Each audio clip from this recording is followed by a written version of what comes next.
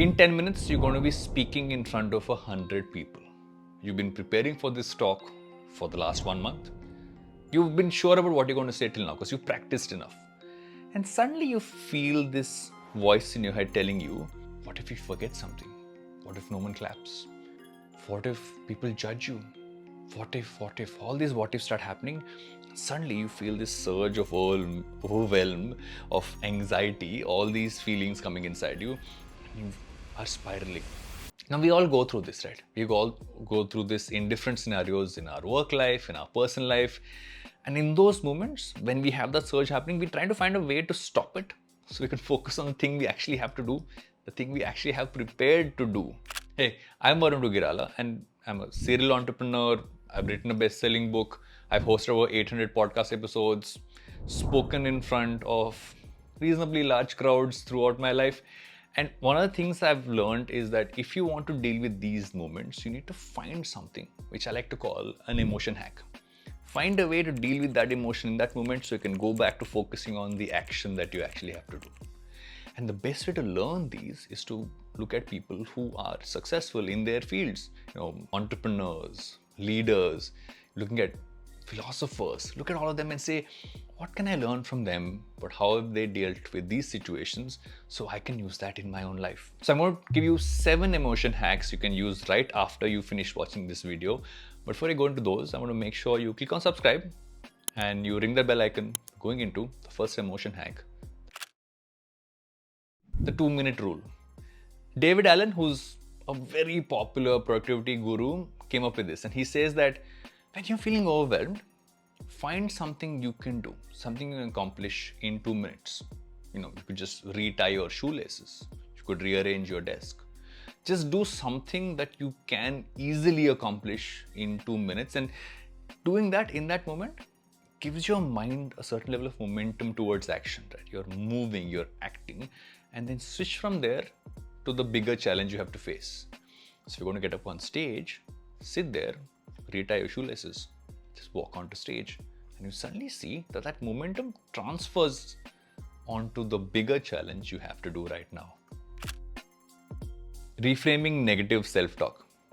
Carol Dweck, who wrote this fabulous book called Mindset, it's a book all of us should read to understand our own minds and how they function. She talks about something called reframing negative self-talk, where basically when you are facing a challenge, when you're just about to go do it and you hear yourself saying, I can't do this, just add one word to it. Say, I can't do this yet. I haven't spoken in front of 100 people yet. I haven't presented in front of my superiors yet. I haven't asked out that person I really want to ask out on a date yet. And once you say that yet part, say it a few times, say it again in your head, suddenly your mind's like, 1 second, this is something I haven't done. So how do I know I can't do it unless I give it a shot? Emotional reframing. Viktor Frankl, who wrote the book Man's Search for Meaning, who's a Holocaust survivor, he went through the brutalities that happened during World War II and wrote about that experience in a way that we can all learn from, because none of us can imagine what he went through, but what all of us can do is understand from his mind how he dealt with those situations. And he says what you need to do is to do something called reframing emotions, which is to tell yourself that what is this moment teaching me? What is this situation teaching me? So no matter what the challenge is, no matter what the stress is, you could be failing, you could be dealing with all the problems in the world. If you tell yourself, what is this teaching me? You suddenly shift every moment into a learning moment. You teach everything into a way for you to progress by learning from it. Just by doing that, you make a bit of a switch in your head and no problem feels big because you can actually learn from it. 5, 4, 3, 2, 1. Eckhart Tolle, who's one of the world's foremost spiritual gurus, says that if you're feeling this sense of overwhelm, if you feel that spiral happening, take a deep breath, count down from 5, 4, 3, 2, 1, and you suddenly feel a certain calmness that comes across from you. That counting distracts you from the actual anxiety, that actual overwhelm that's happening in your mind.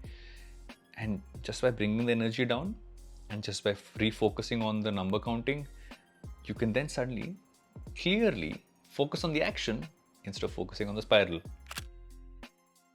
Mental clarity walk. Now, this one I have to admit is something which I haven't been able to do that often, but this is something Steve Jobs used to do. Steve Jobs, whenever he wanted mental clarity, whenever he felt too many things going on in his head, too much happening around him, would just go for a walk. Sometimes that walk would be as long as 30 minutes, but that's because he was Steve Jobs. So take a 5-minute walk. Just walk within your office, walk around somewhere. But when you're doing that walk, don't look at your phone, don't look at anything else, just walk. Just that action suddenly helps you pace your mind. At the pace at which you walk is the pace at which your mind will operate. And at the back of it, you're also thinking about all the stuff that's going on. And you get a certain amount of clarity because through action, you've taken away the stress in your head. And once you finish that walk, you can jump into the actual action that you wanted to do. The 10-10-10 rule. Susie Welch, who's a business journalist and an author, came up with this, and I absolutely love it. It's a great way to channel a growth mindset. She says that whenever you are stuck in making a decision, whenever you're stuck at a point of pressure where you have to make a choice, ask yourself, how will I feel about this in 10 minutes, in 10 months, in 10 years? If you actually ask yourself that question, you are looking at the long term, not focused on what's going to happen right now. Right now, you have to act and do what you have to do. But thinking about what will this choice mean in the long term? And looking at it from a broader spectrum, you realize how small this situation is in the broad scope of your life, and just makes you look at things with far more clarity than being stuck in, oh my God, this is what's going on right now. You're like, this is just something that's going to lead to something even better tomorrow. The dichotomy of control. Stoicism, which is one of the most practical philosophies you will find anywhere, is something I've really channeled in the last 4 or 5 years. The central part of Stoicism talks about focusing on all the things that are under your control and not focusing on all those things that are not under your control. Imagine you're talking in front of a huge crowd. If you focus on how they're going to react, will they clap, what will they think, then you're focusing on all those things which you have no control over. What you can focus on is just make sure I remember what I have to say.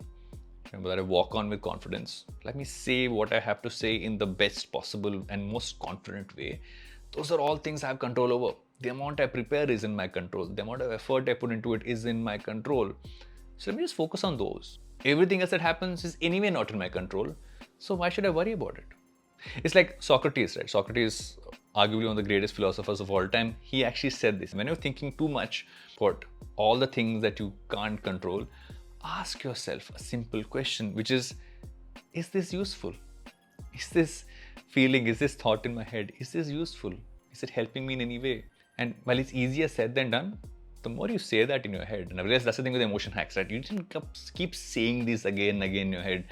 I would say it's close enough to manifesting, but it's more about programming your mind to think a certain way. The more you say these things, you actually realize that all that clutter, all that stress, all that overwhelm, all go away. You can focus on the action.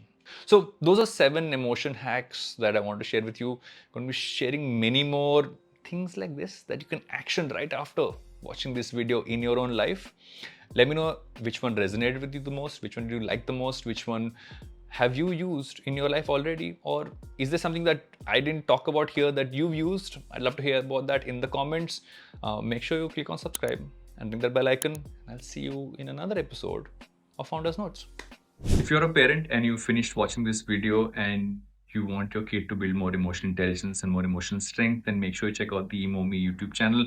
I'm dropping the link down below. It's a place where you kids can actually learn about everything from confidence to their own emotions to building resilience and emotional strength and so much more. We're going to be dropping a ton of content there for parents to show their kids. But even if you're a grown-up, you might learn a bunch of things over there as well. So make sure you check it out, and I'll see you guys in the next video.